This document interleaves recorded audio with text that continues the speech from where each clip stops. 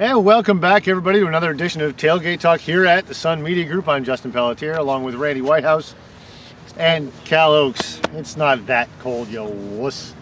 And we're here. It's kind of an interesting story, but we're here at Lewiston High School. But I promise you, we talked to some folks from Winthrop. We'll get to that in a minute. First of all, we. Is this like that game I covered with Poland the other night that was played at Oxford Hills? Yeah, similar. Okay. And we're here. It's playoff time, guys. It's finally here for most teams across the state. We're talking playoffs, and let's start with, because we talked to some Winthrop folks. Randy, we talked to some Winthrop folks. Winthrop-Lisbon, probably the most intriguing matchup of the weekend.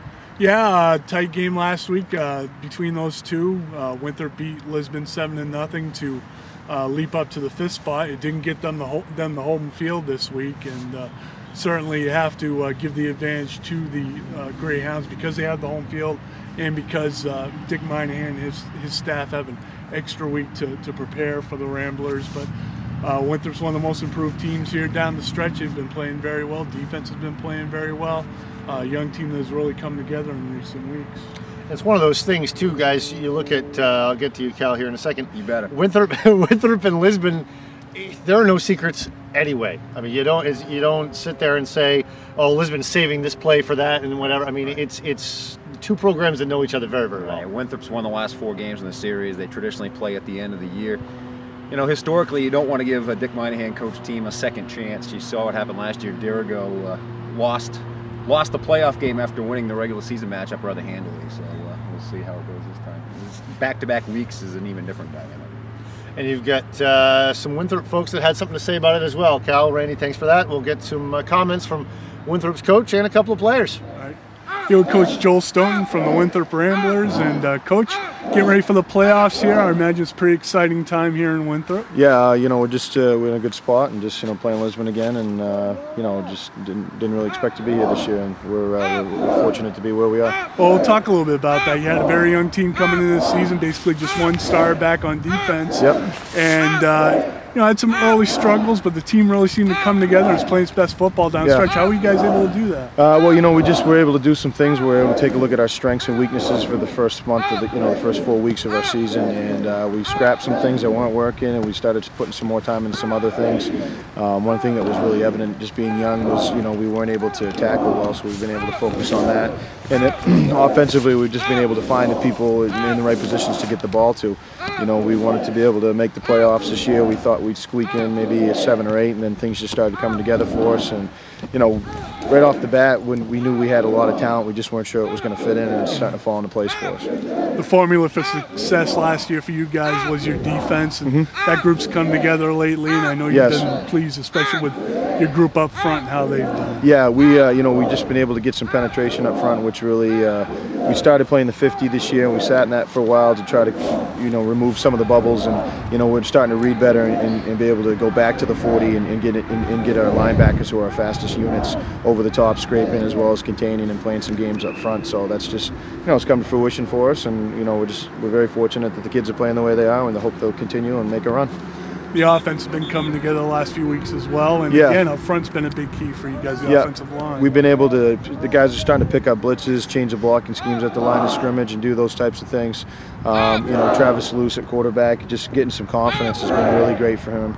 But we're able to spread the ball around again this year, do multiple formations, and you're really going to kind of get ready for a lot of things with us. So we're fortunate in that area also. Facing a team back-to-back like Lisbon, back-to-back weeks, and you go from an end of a regular season to the playoffs. I mean, can you really make a lot of changes or make any adjustments? I mean, how much of a challenge is that? It's funny because a lot of, when you talk to the other guys around the league, they think it's a great scenario, because what just worked for you and what didn't.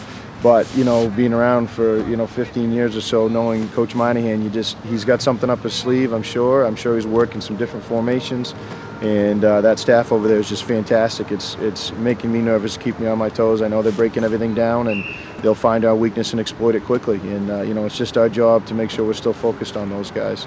And we are going to continue to do some things we're doing, but we're going to throw some wrinkles in there, and we've broken down the same film too. So it's a mixed blessing. All right, we're here with the 3 Travises from Winthrop High School. Travis Sherman on your left, in the middle is Travis Luce, and on your right is Travis Hutchins. Fellas, Congratulations on making the playoffs. I'm sure it's a big thrill for you guys. Just tell me about, you guys got off to a little bit of a rough start. Tell me about how you guys were able to kind of recover and play some of your best football down the stretch here. I'll start off. In the beginning, we were a bit shaky because we didn't know what varsity ball felt like. None of us really played varsity last year at all. And this year, like Madison game, it was our first varsity game ever.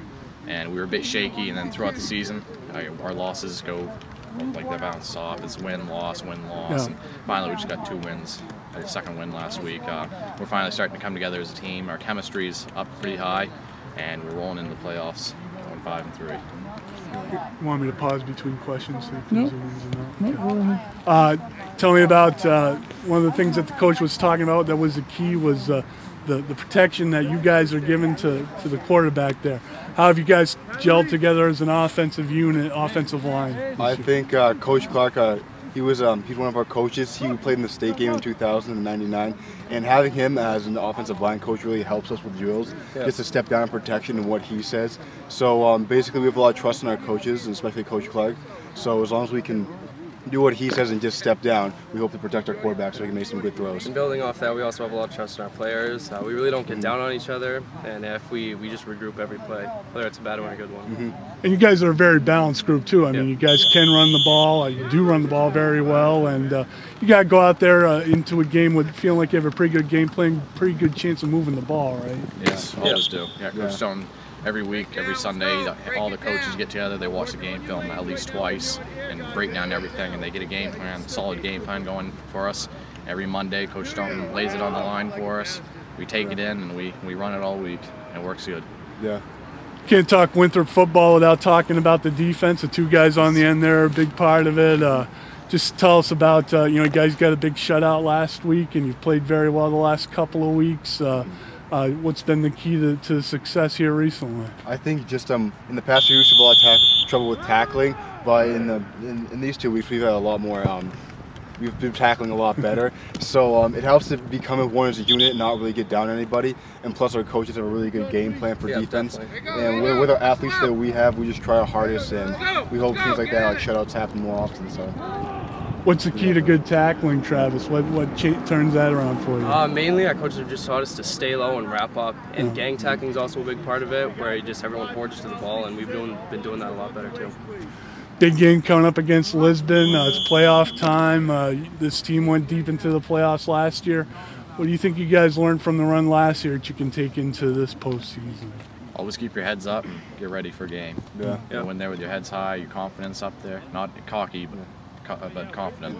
Go in there and play, just lay it on the line, just leave it all on the field. Play like it's your last game that you have, because you never know after this that you could go home for the season, so you really have to play your hardest on each single playoff game. Every game like it's your last. That's good. Keep that. That should be. Our thanks to the staff and players over at Winthrop High School. Granted, one of the most intriguing games, not the only game. Obviously, with the playoffs starting, we've got a bunch of different matchups this week. Mount Blue at Bangor, Lewiston at Messalonskee, Oak Hill at OOB, and Yarmouth at Livermore Falls, and Belfast at Levitt. The Friday night slate in the playoffs. Anything strike you out of those? Maybe the 4 or 5 in Class A? Well, Livermore Falls Yarmouth strikes me as a game where you don't want to blink because you might miss a touchdown. I can see the over-under in that game being 80. Mount Blue gave Bangor a tough game at Farmington 3 weeks ago. A little different on the road in the playoffs.